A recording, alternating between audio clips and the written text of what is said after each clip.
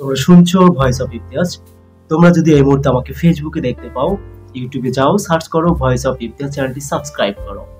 অথবা তোমরা যদি এই মুহূর্তে আমাকে ইউটিউব প্ল্যাটফর্মে দেখতে পাও, তাহলে ফেসবুকে যাও, সার্চ করো ভয়েস অফ ইতিহাস, পেজটি ফলো করে পাশে থাকো। অথবা যে যেখান থেকেই দেখতে পাও সোশ্যাল মিডিয়া থেকে এই মুহূর্তে ভিডিওটিতে লাইক করে, কমেন্টস করে এবং শেয়ার করে অবশ্যই পাশে থাকবে। আজকে আমি টিপস হিসাবে 3টি উপায় বলে দিব, সেখান থেকে তোমরা সহজেই তোমাদের জীবনটাকে বা লাইফকে কিভাবে ফিউচারেটিভাবে উপরে নিতে পারবা সেই বিষয়ে আমি আলোচনা করব। লাইফে এমন 3টি উপায় বলে দিব, যে 3টি উপায় তোমরা যদি তোমাদের ভিতরে রাখতে পারো, অবশ্যই তুমি অন্য মানুষের কাছ থেকে সহজেই গুরুত্ব দিবে এবং অন্য মানুষটা সহজেই তোমাকে ইমপ্রেস করবে, তোমার বিষয় জানার প্রতি আগ্রহ থাকবে। ফার্স্ট অফ অল টপিকস, লাইফে চলার ক্ষেত্রে নিজেকে সহজেই সহজলভ্য করবে না। অর্থাৎ তোমার কাছে যতটুকু গুরুত্ব আছে, তুমি তোমার ওই গুরুত্বটুকু নিজের করে নেবে। তুমি সহজেই অন্য মানুষের প্রতি তুমি নিজেকে সস্তা প্রমাণ করবে না। আমি যদি কিছু উদাহরণ হিসাবে বলে থাকি, ধরো সাধারণত আমাদের সোশ্যাল প্ল্যাটফর্মে ফেসবুক, ইনস্টাগ্রাম অথবা মেসেঞ্জার, তুমি একটা মানুষের প্রতি খুবই ইমপ্রেস। তুমি এখন তার সাথে কিভাবে কথা বলবে? তুমি ফার্স্ট অফ অল একটা মেসেজ দাও, তাকে হাই বা হ্যালো লিখে তাকে সাবমিট করে দাও। তুমি ততক্ষণ ওয়েট করবা যতক্ষণ না ওই মেসেজটার রিপ্লাই না আসে। ওই মেসেজটার রিপ্লাই না আসা পর্যন্ত যদি তুমি তাকে হাই, হ্যালো, ওই কি করেন এসব যদি মেসেজ দাও, তাহলে তোমাকে বিপরীত পাশে থাকা যে মানুষটি রয়েছে, যে মেসেজটি তোমাকে ফিডব্যাক দিবে, সে মানুষটি অবশ্যই তোমাকে সস্তা মনে করবে। তুমি মেসেজটি এমনভাবে দাও তাকে, সে যদি ওই মেসেজের রিপ্লাই দেওয়ার পরে তুমি তার থেকেও যদি তোমাকে কোশ্চেন করে, তাহলে ওই কোশ্চেনের রিপ্লাই তুমি প্রতি মিনিট পর পর রিপ্লাই দাও। আমি এটা বলতে চাই যে মেসেজের ভিতরে যে গ্যাপটা থাকবে, সেটার দূরত্ব অথবা সময় হতে হবে 1 মিনিট।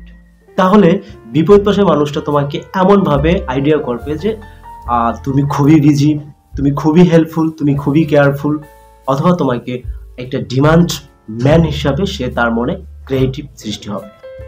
যদি কোনো ফ্রেন্ড জোন অথবা কোনো গ্রুপ ফ্রেন্ডের সাথে তোমার মিসআন্ডারস্ট্যান্ডিং হয়ে থাকে এবং পরিচয় পর্ব শুরু হয়, তখন কখনো তুমি তোমার নিজের দুর্বল পয়েন্ট বা দুর্বল টপিকসগুলো কখনো শেয়ার করবে না।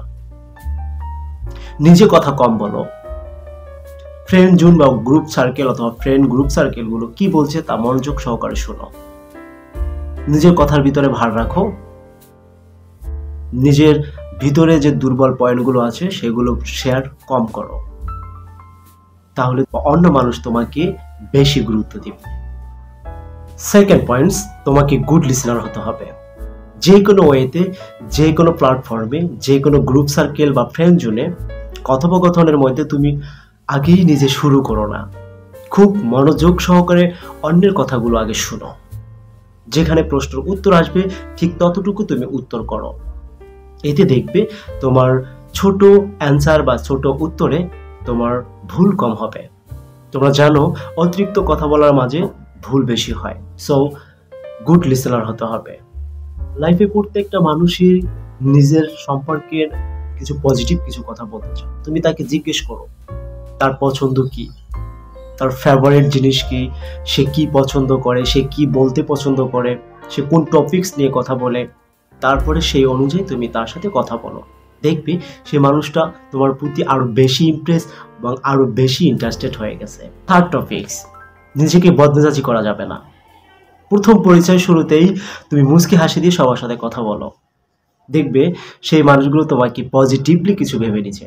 বদমেজাজি হওয়া যাবে না। তুমি যতই রাগান্বিত হও, নিজে কন্ট্রোল করতে শিখো। ধৈর্যশীল আল্লাহ পছন্দ করে, এটা সবাই জানো। তুমি প্রথমে যার সাথে কথোপকথন শুরু করবে, মুচকি হাসি দিয়ে কথা শুরু করো। বদমেজাজি হয় না। কারণ তুমি যখন বদমেজাজি বা মুখ গমরা করে কথা বলবে, তখন তোমার বিপরীত পাশে মানুষটা থাকা তোমাকে নেগেটিভ কিছু ভেবে নেবে, বা বদমেজাজি তুমি বা অন্যরকম অন্যমনস্ক খারাপ টাইপের এভাবে কিছু ভেবে নেবে। সো যার সাথে তুমি প্রথমে কথা বলা শুরু করবে, অবশ্যই তোমার মুচকি হাসি নিয়ে কথা বলতে হবে। নিজেকে ইজিভাবে কথা বলতে হবে। সহজেই তুমি মানুষকে ইমপ্রেস করতে শেখো। যে যা বলো, তুমি ঠকো, কিন্তু বদমেজাজি হওয়া যাবে না। এই ৩টি টপিক যদি তুমি নিজের মতো করে ঠিকমতো গুরুত্ব দিয়ে পালন করতে পারো, তাহলে তুমি লাইফে অন্যর কাছ থেকে, অন্য মানুষের কাছ থেকে বা ফ্রেন্ড জোনের কাছ থেকে বা গ্রুপ ফ্রেন্ডসের কাছ থেকে, আদারওয়াইজ কোনো মানুষের কাছ থেকে তুমি বেশি গুরুত্ব পাবে এবং ওই মানুষের কাছ থেকেই তুমি হয়ে যাবে অন্যরকম একজন প্রায়োরিটির মানুষ। তো ভিডিওটি ভালো লাগলে অবশ্যই শেয়ার করে দিবা।